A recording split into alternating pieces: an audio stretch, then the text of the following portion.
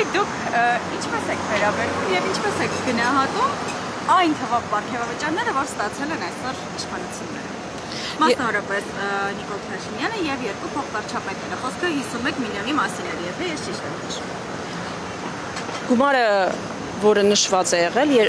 վերաբերում է արդյունքի վրա հիմնված կատարողականի գնահատմանը,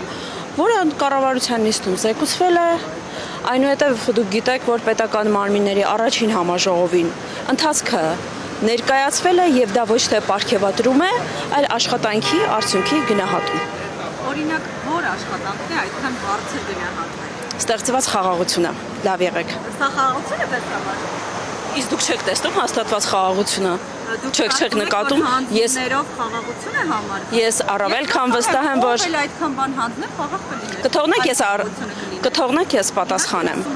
Ստեղծված խաղաղությունը դա Հայաստանի ինքնիշխանությունն է, որը առավել քան ցցուն է,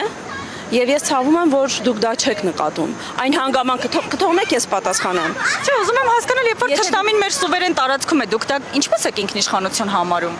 Եթե դուք ուզում եք հիմա բանավիճել, կարող եք այլ հարց։ Հիմա դուք հարց եք տվել, թույլ տվեք ես պատասխանեմ եւ պետք է խոստանաք, որ այս տեսանյութը ամբողջությամբ եք հրապարակելու, որովհետեւ այս տեսանյութի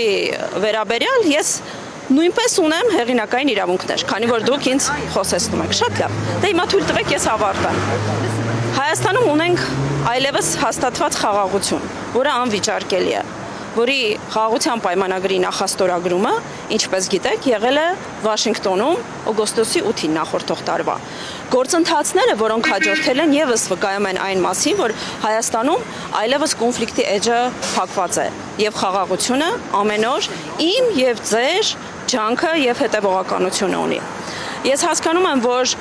ցանկություն կա այս ամեն ինչը եւ ձեռքբերումները մանիպուլացնելու, բայց Հայաստանի ինքնիշխանության ամրագրումը եւ հաստատված իրողությունը անվիճելի են։ Ավելին, գրեթե արդեն հաջորդ ամիս կլինի 2 տարի, որ մենք սահմանին չունենք զոհ։ Խաղաղություն է սա, թե ոչ։ Շնորհակալ եմ, լավ եղեք, ձեզ լավ տարի։ Այսքանը։ Այդպես չի կարելի։